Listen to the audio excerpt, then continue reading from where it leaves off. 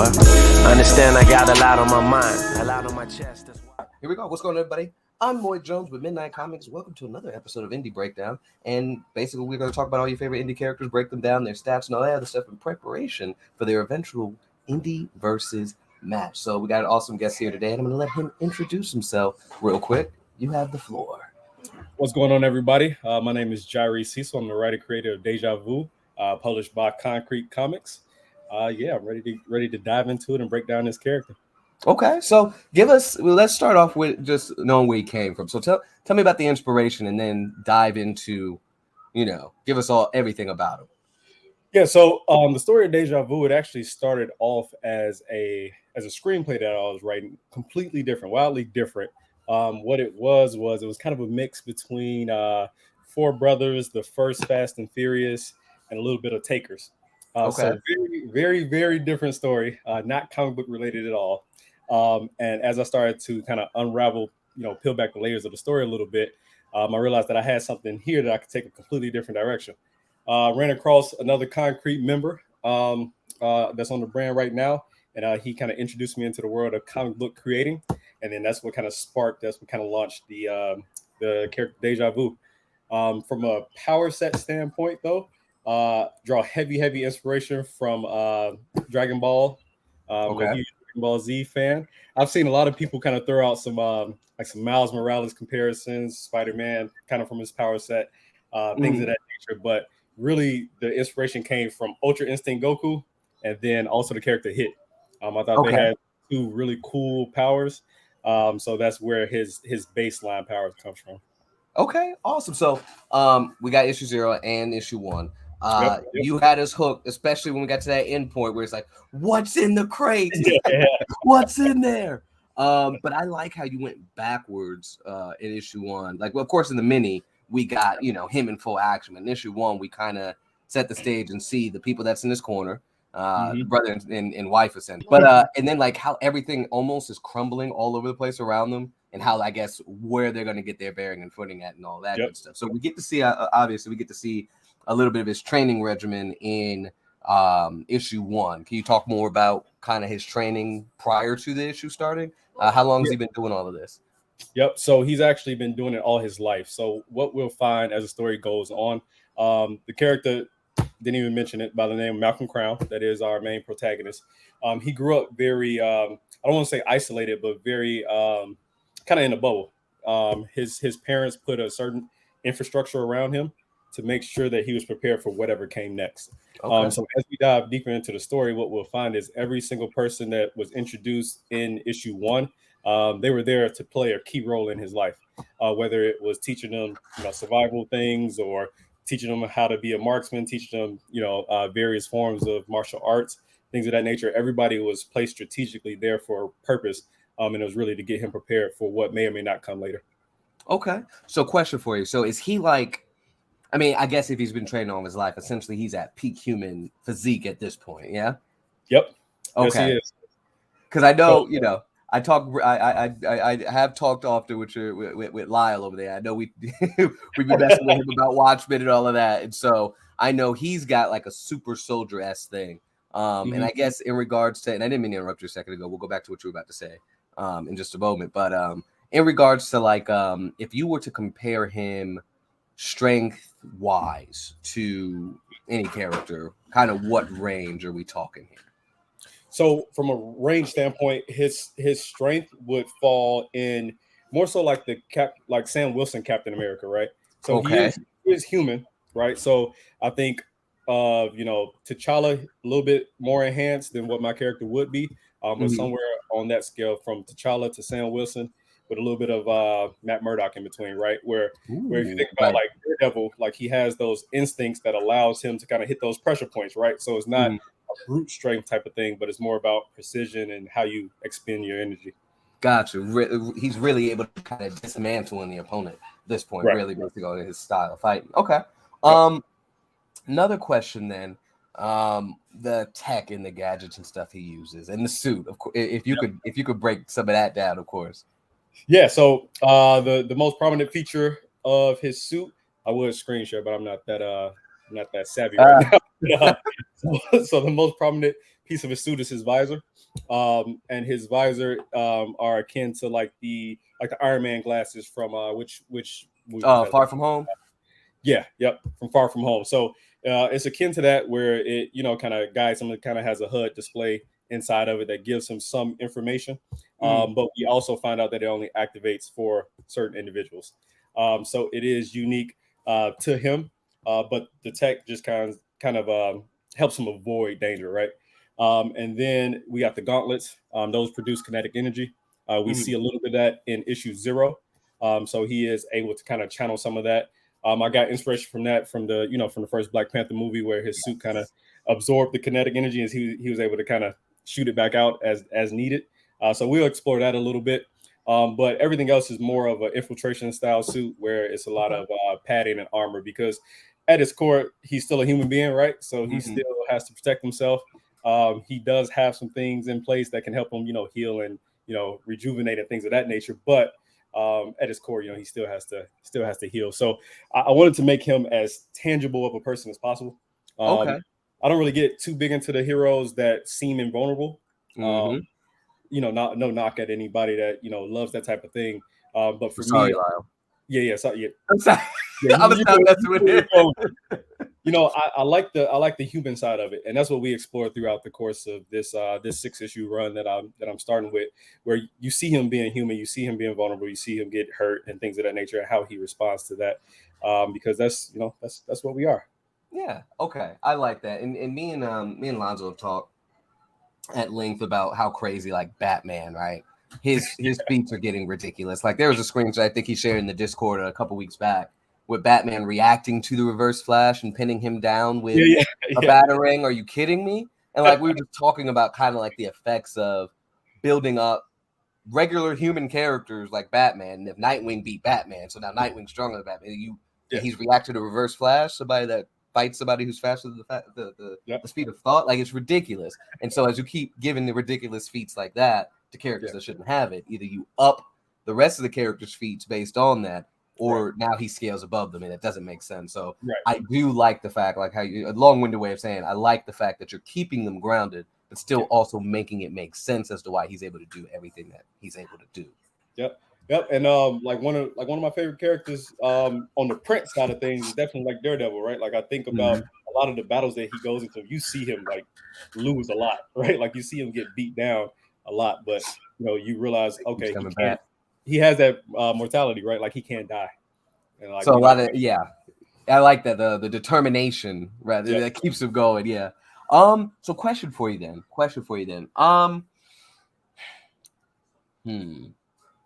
Tell us about the different styles of martial arts he knows. So at his core, he's more of a brawler. So we'll see a lot. Boxing. I had a slight boxing background earlier on. Didn't really explore it too heavily, but learn some things, learn some techniques, things like that. So at his core, he's more of that brawler boxer style. But I wanted to mix in some of that jujitsu and some of the things that we see as we that I saw as I got into like the MMA style of fighting and things like that. So he has a little bit of a mixed bag. Back in high school, I did a little wrestling, so you'll see some of those like more power moves as opposed to a lot of acrobatics. But it's more of that jujitsu and boxing style. Now, in regards to smarts wise, does he have any bearing on what's the level of intellect, and does he have like a bearing or understanding rather of like the suit, how to like repair it if necessary or upgrade it or anything of that nature? So all of that gets unlocked as we go a little further on. So in issue 2, we'll start to dive into a little bit again about that infrastructure that was kind of built around him. Because issue 1, you see him, he gets the suit. Issue 0, you see him in the suit. So issue 2 bridges that gap, and you see, what motivated all of that. Now, in terms of his baseline intellect, it is augmented. So I did put that out there a little bit. And what I mean by that is, if you break down the word deja vu, it means already seen, right? Or if we're just walking around, we're talking like, oh, I just had a little bit of deja vu there, right? That means that you just encountered something that you feel like you've seen before, or that you feel like you've experienced before. So there is something within him that allows him to see things before they happen, right? So when you talk about intelligence, he knows what's going to happen for a certain period of time, depending on the stress level, depending on the situation. So you'll see his intelligence spike at certain periods of time when it's needed because he knows what's about to happen. Ooh, okay, I like that. Now, okay, with that question answered, I do have another one on that same vein. Is he going to get to a point like Nicolas Cage's character from Next? Is he going to get to a point where it's that advanced, where it's like, I mean, if you see the movie, like, I mean, it was ridiculous. So again, that's one of the challenges, right? That you don't want to. Well, at least for me, I don't want to make him too outer worldly. Like, Okay. I want to keep it to where it's like, okay, that's, of course, it's not always realistic, but it's like, okay, that's believable, right? I don't want to get to I don't want to jump to that Batman reign of, okay, let me take down a Reverse Flash with a Batarang. I don't want to get there, at least not too quickly, at least. Issue 3, he's already the ultimate. Right, because he's not clairvoyant. Like, I want to Okay. Like, he can't see the future. It's immediate things, and it's more of a probability type of thing where, again, I built the character kind of based around myself. I'm not saying I have this power whatsoever, but as I'm moving around, just doing my regular things, right? I see things and I'm like, okay, what if this happens? If that happens, then this should happen. Or if this happens, then I'll do that. If Lloyd does X, I'm going to do Y because he did X, right? So it's more so built off of that as opposed to like just that pure clairvoyance where it's like, hey, next week this is going to happen type of thing. Okay. So like so you said it, like, or alluded to just now, he has an innate ability. Yes. And you also have the potential of the suit and the visor kind of adding to like the probability and how to react accordingly. Yep. Because the suit won't work with everybody. And the thing about it is current state, he doesn't know about that innate ability yet. So we hop into that a little bit in issue 3, actually, to kind of explain like where that comes from. I have questions that would lead to spoilers.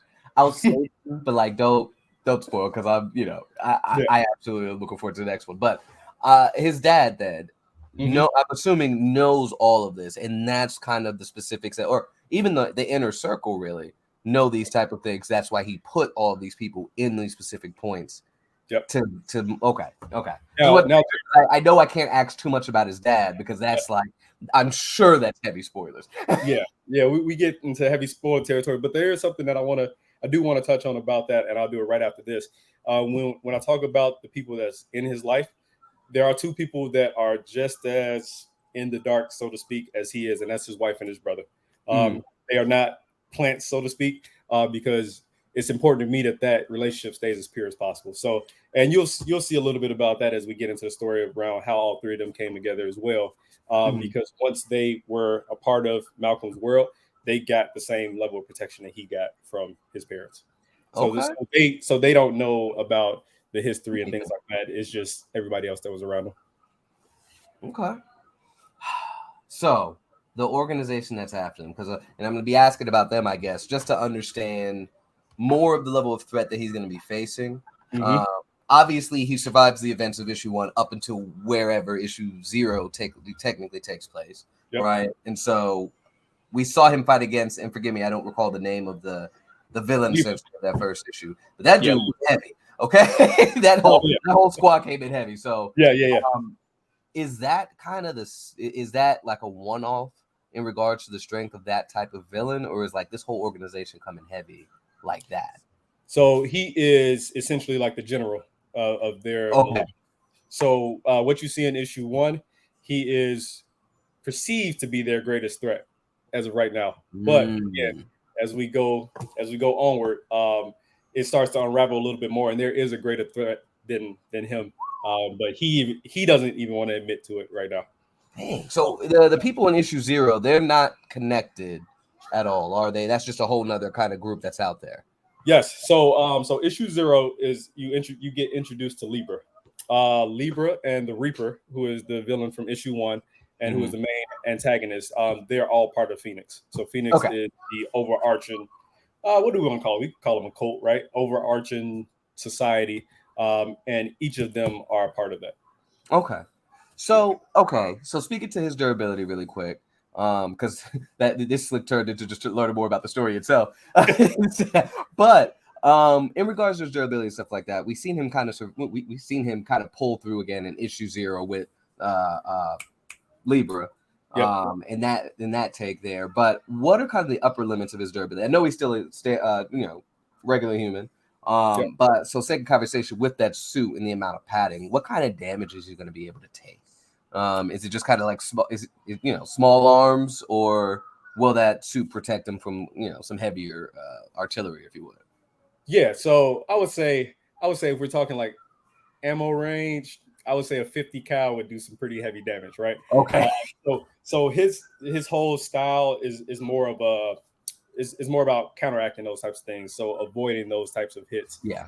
When I very first announced the character and I released some of the power sets, one of the things that I touched on was one of his weaknesses was brute strength, right? Where he see things coming, so he does his best to avoid them. But if he gets hit hard enough or fast enough, like it does some pretty heavy damage. So the suit is bulletproof, about as bulletproof as Batman's would be. He's not going to take an RPG to the chest and be okay. That's not. Oh, that's yeah, not. no, that's no. Yeah, that's not the type of build he is. But he would avoid it, right? So I would say up to like that AR-15 military style weaponry. He could probably take a few, but aside from that, it'll do some pretty heavy damage. Okay. So speed, of course, peak human. But in regards to the precognition, essentially, and the suit probability and stuff like that, I'm sure he can, to some extent, I guess, dodge bullets to some extent, right? Just trajectory range dodging, not like Neo from the Matrix dodging, but exactly. Now, I'm imagining a scene right now. I'm thinking about like how like Nightwing or Robin be getting out of the way, stuff like that. I imagine he'd be a little bit more smoother. Again, based on that probability and stuff like that. Yep. What does he get with that ability? Does it ever become, or is it a point that's going to happen where he kind of gets overwhelmed by all of the possibilities? Right. I would let's see. How can I best answer that question? My answer to that is read issue 2. Okay, noted. 2, and I think you will definitely get an answer to that. It's very interesting. But yeah. Essentially, yeah. So like that's one of the things that we wanted to explore because again, I don't like the overpowered like hero, right? Like I want to explore more of the weaknesses because I think that builds the character up greater, right? I care more about putting him in the most challenging situations possible as opposed to just seeing him glorified and winning all the time, right? Right. Yeah. Okay, I'm with that. So, last couple here. In regards to obviously he's got backup, right? He's got his brother and his wife. The two in the chair almost, right? So what is kind of the level of support they're able to give him? Of course, they're kind of in the dark as well. So I guess what kind of level of support would they be able to provide him in the story going forward? I guess that's hard to answer without spoiling stuff. But yeah. Well, if you once you read issue 1, of course you have, and many others, right? You see some level of combat training from both of them, right? So they are capable in their own realm on that front. They both are also very intelligent. So you'll see that the wife, she's a world-renowned scientist, right? So heavy on the research and development side of the house. So when it comes to enhancements and things like that to his suit, his tech, and everything like that, that primarily comes from the two of them. Okay. So is the tech from the suit something that they haven't is it so kind of high tech that it's something that they've never seen before? Just, talking about those two characters in particular, or is it like familiar kind of tech, but just they're surprised by the level of intricacy it is, I guess is. So the company, Crown Global, the company is primarily based on biomechanics, right? So they're really big into the healing properties and prosthetics and things like that. What they find is that the tech that he's working with are basically alternative versions of tech that they had already kind of been working on. So we explore a little bit of that coming from his mother, who previously owned the company. Some of the things that she had been working on, basically in secret, where it's like this, where let's say you create this supercomputer, right? And then you release a dumbed down version of that, right? Because this supercomputer can damage or get into the wrong hands, and you don't want that out there, right? So the tech that they have been mass producing for people who are in need and things like that are essentially kind of like dumbed down versions of what he's rocking. Okay. Less advanced version. I'm thinking about like the comparisons that we used to make back in the day, right? With Star Trek, right? They had essentially had them cell phones way back when before we had them. So okay, I like the kind of real world comparison that can be made there. I like that. So they're all very capable in their own right. Yep. I think that's all I had at the moment. One last, and I think you may have answered it already, or I think I might have asked it already, but the strength portion, the suit doesn't enhance strength at all. Just a little bit. Just a little bit. Okay. From a stabilizing standpoint, right? Like it stabilizes his joints, his muscles, everything like that. Okay. So if he jumps from a tall distance or what have you, it'll help him. Yeah, he'll be good. He won't tear an ACL or anything like that. Okay. So that's okay. So you'll see a little bit of that, falling out of buildings and things like that. And it's like, how did he survive that? It's the suit. It's the suit. In regards to the suit, then, in regards to the healing properties and stuff, how long does that kind of take to activate, or is it kind of like a ongoing thing? Like, there's a little bit of pressure there. Let's go ahead and apply whatever this here. Okay. Yeah. It's definitely ongoing. I keep interrupting you. I'm so sorry. No, I get overly excited at points. I'm just like, oh, well, what does this mean here? So what are the limits of the suit then? So sake of conversation, he gets shot in the arm. Yeah. Will it? Go ahead. I'm sorry. Yeah. So if he was hit hard enough to where it pierced through the suit, he'd be hurt. He might be down an arm temporarily until he can figure out how to get healed up. But again, that part definitely gets explored. Really in issue 2, like you'll see a little bit of that start to kick off. So the suit definitely has limitations because the group that they are versing at this point, they know a little bit about it as well. Like they know a little bit about that tech and how to manipulate it and things like that. So it's not a suit of armor. It's not an Iron Man suit. Right. It's definitely more of like that Christian Bale Batman, right? Like when he took the suit off, he had scrapes, he had bruises, he had piercing, and even Alfred made the comment like, "Hey, maybe you should get some Kevlar there," or whatever the case may be. So there are some weak points in there where he can sustain some damage. Okay, but you got to catch him slipping. You got to move fast enough to get to him. That's the thing. Because he's got like 2 levels of precog at this point. So like, exactly. Okay. No, man, thank you for this, man. This was awesome. But I have a question, I guess. When can we expect issue 2? Hey, issue 2. So right now, actually, hold on one second. I just got an email from my guy. We are officially, let me make sure before I got some misinformation. So we are officially 75% complete with issue 2 right now. Okay. So it is coming soon, targeting the fall for sure, late fall. Okay. And then we also have a special project that I'm not allowed to talk about just yet that will follow that up pretty quickly. So we won't say here, but is it anything to do with the Patreon post? It probably has something to do with the Patreon post. Okay, fair enough. Because I think I seen a little something. I was just like, okay.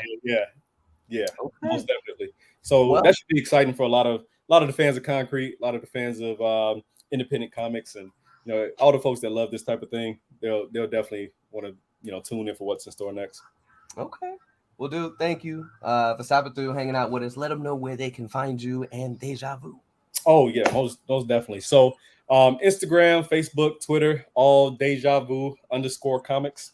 You can find me on KonkretComics.com, where issue 1 and issue 0 prints are live on sale right now for $10 a piece.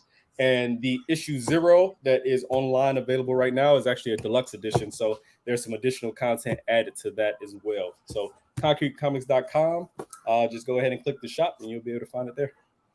Man, outstanding, man. Thanks again, dude. And of course, everybody, Lloyd Jones with Midnight Comics. Don't forget to check out all of our stuff on social media with midnightxcomics everywhere, except for YouTube. And where else, dude? And Facebook. There we go. I almost had it. And so, check us out on there. Of course, we hope that you enjoy all the content that we have coming out the pipeline here. And we hope you enjoyed this indie breakdown. And I can't wait to see who we have you go against in Indie Versus officially. That's going to be good. That's where it's going to get interesting. Yeah. So, anyway, thanks again for stopping through, dude. And remember, everybody, until next time, midnight is coming. Thank you. Have a good one.